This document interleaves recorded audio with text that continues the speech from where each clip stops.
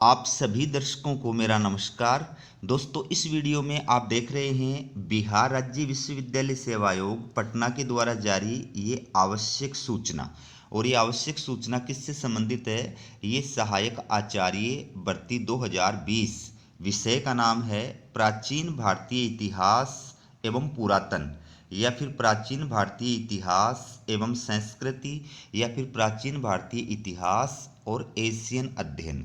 ये जो विषय है, इस विषय की आज कट ऑफ मार्क्स जो है वो आयोग के द्वारा जारी कर दी गई है।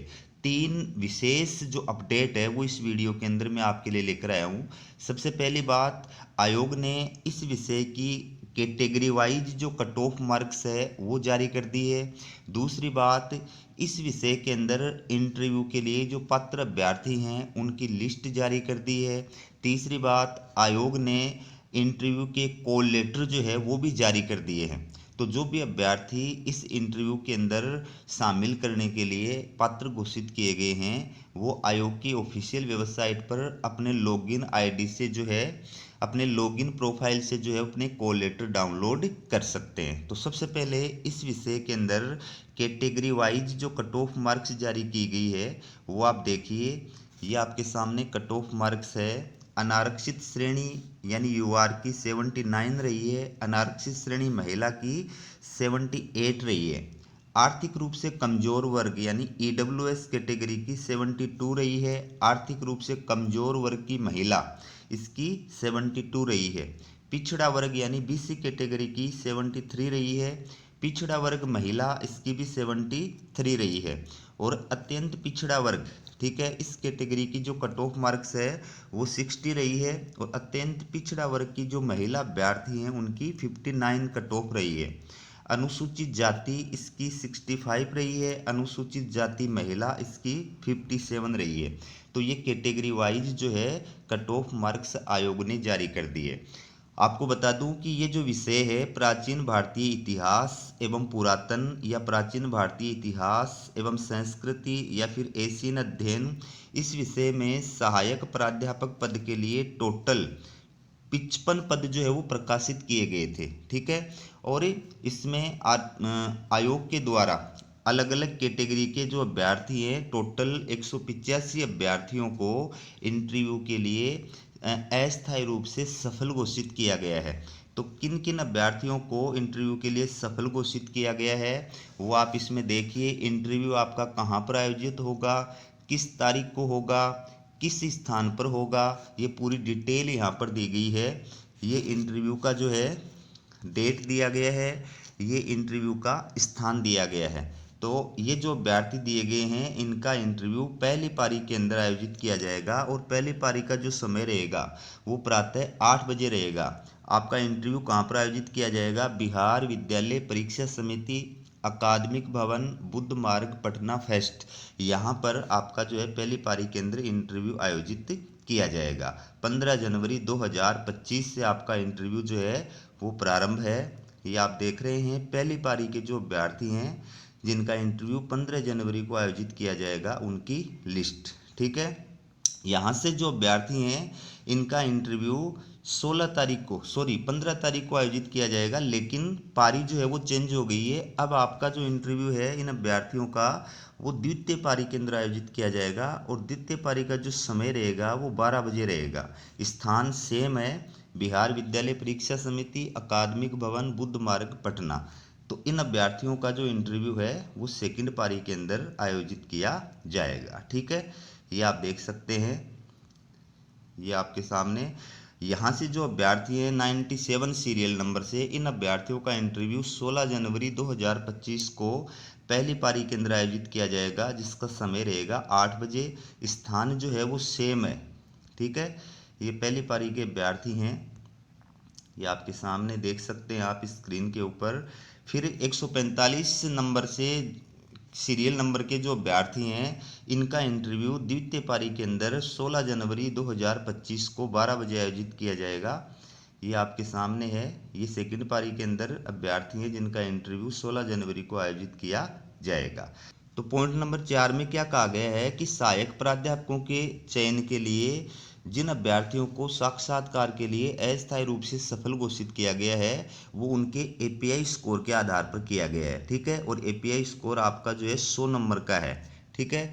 दूसरी बात इसमें क्या कही है कि आपके जो कॉल लेटर है यानी अंतर्विक्षा जो पत्र हैं वो आप जारी कर दिए गए हैं, तो आप अपने लॉगिन प्रोफाइल पर जाकर के जो है वो चेक कर सकते हैं। इसके साथ साथ आयोग ने आपके घर के एड्रेस के ऊपर भी डाक के माध्यम से आपके कॉल लेटर भेज दिए गए हैं। तो कॉल लेटर के अंदर यानी अंतर्विक्षा पत्र के अंदर पूरी डिटेल जो है वो दी गई है कि आपके इंटरव्यू किस तिथि को आयोजित किए जाएंगे, किस समय आयोजित किए जाएंगे और क्या क्या दिशा निर्देश हैं, ये सारे जो है आपके कॉल लेटर के अंदर दिए हुए हैं, ठीक है। अगर मान लीजिए किसी अभ्यर्थी को अपना कॉल लेटर प्राप्त नहीं होता है तो आयोग के इन नंबरों पर वो संपर्क कर सकता है, ठीक है। आयोग ने ये भी कहा है कि ये जो इंटरव्यू के लिए पात्र अभ्यर्थियों की लिस्ट जारी की गई है ये पूरी तरह से अस्थायी है। इंटरव्यू के पश्चात आयोग जो है आपकी योग्यता का डिसीजन लेगा, आपके डॉक्यूमेंट्स का वेरिफिकेशन होगा और उसके पश्चात जो है ये तय होगा कि आप उस पद के लिए पात्र हैं या नहीं हैं, ठीक है। इसके बाद में आयोग ने क्या कहा है, साक्षात्कार हेतु अर्हित यानी योग्य अभ्यर्थी अनिवार्य शैक्षणिक योग्यता एवं अन्य प्रमाण पत्रों जो उनके द्वारा ऑनलाइन आवेदन के समय अपलोड किया गया है तथा आयोग की सूचना संख्या ये जो है दिनांक 3 जनवरी 2025 द्वारा वांछित कागजात यदि कोई हो तो एक सत्यापित प्रतिलिपि उसकी मूल प्रति के साथ साक्षात्कार की तिथि को अनिवार्य रूप से आयोग में समर्पित करना सुनिश्चित करेंगे। इस हेतु कोई अतिरिक्त समय आपको प्रदान नहीं किया जाएगा। तो आयोग के द्वारा आपकी जो लिस्ट है वो भी जारी कर दी गई है, ठीक है, जिसमें आपको कौन कौन सा डॉक्यूमेंट्स जो है वो इंटरव्यू के टाइम पर लेकर के उपस्थित होना है। तो आप सभी अभ्यर्थियों को 3 डॉक्यूमेंट्स लेकर के और इंटरव्यू के टाइम पर उपस्थित होना है। एक तो आपने ऑनलाइन फॉर्म भरते समय जो भी डॉक्यूमेंट्स स्कैन करके अपलोड किए थे उन सभी डॉक्यूमेंट्स की सेल्फ अटेस्टेड फोटोकॉपी, ठीक है, ये सेट आपको लेकर के उपस्थित होना है। दूसरा, आपके जितने भी डॉक्यूमेंट्स हैं उनकी ओरिजिनल जो है कॉपी उनका सेट आपको लेकर के उपस्थित होना है। तीसरा, आपके इंटरव्यू का कॉल लेटर, ये तीनों चीज़ें आपको लेकर के इंटरव्यू के टाइम पर उपस्थित होनी है, ठीक है।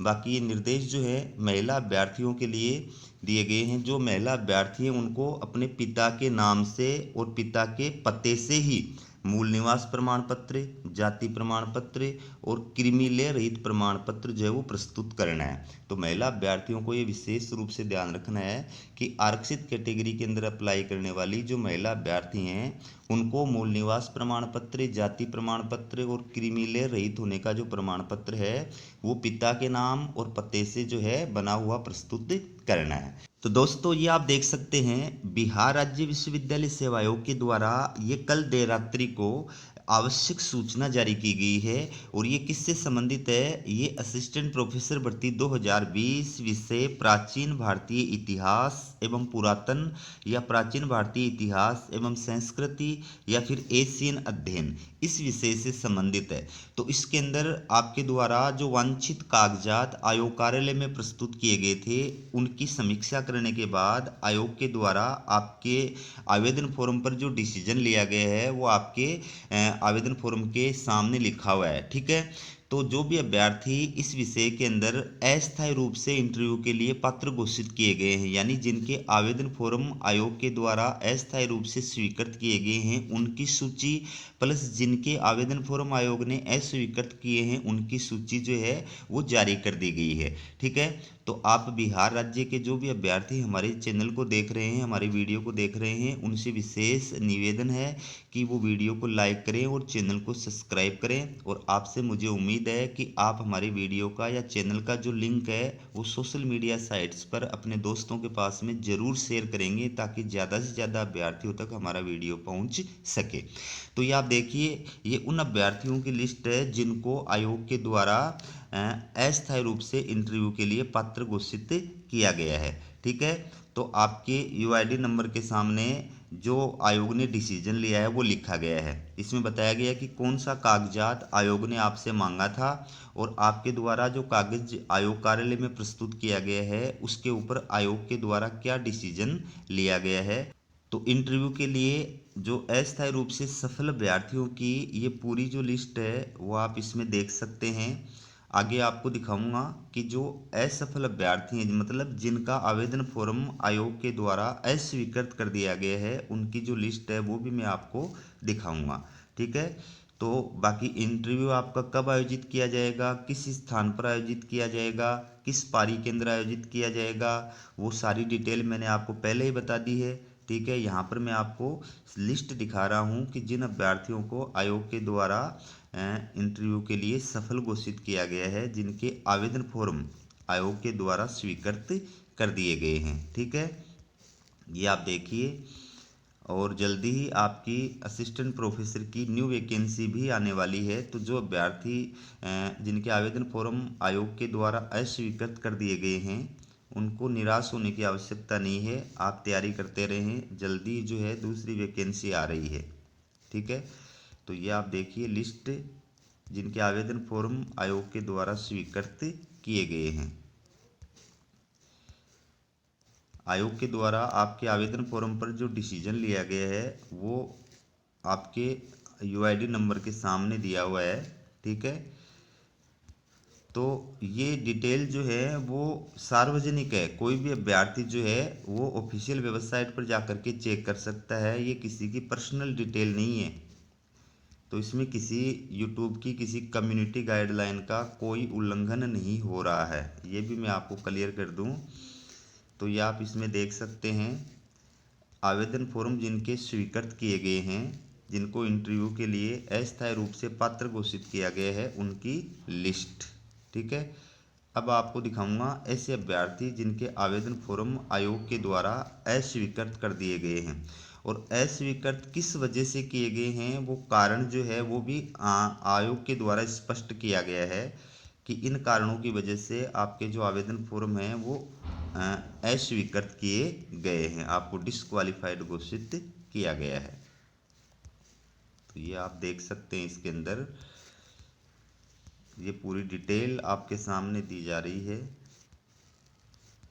ये आप देखिए, ये वो अभ्यर्थी हैं जिन्होंने निर्धारित तिथि एवं उसके बाद जो है अपनी आपत्तियां जमा कराई थी, इस वजह से इनको अनहित यानी अयोग्य घोषित कर दिया गया है, और ये कारण बताया गया है कि किस कारण से अभ्यर्थियों को डिस्क्वालिफाइड घोषित किया गया है या उसके आवेदन फॉर्म जो है अस्वीकृत किए गए हैं। तो ये आप अपनी डिटेल जो है वो देख सकते हैं। प्रत्येक अभ्यर्थी के सामने आयोग के द्वारा आवेदन अस्वीकृत किए जाने का कारण बताया गया है। ठीक है, तो ये निर्देश आप पढ़ लीजिए। तो ये थी आपके लिए बिहार असिस्टेंट प्रोफेसर से जुड़ी हुई अपडेट। इसी प्रकार की अपडेट पाने के लिए चैनल को सब्सक्राइब जरूर कीजिएगा। हमारा वीडियो देखने के लिए आप सभी का बहुत बहुत धन्यवाद।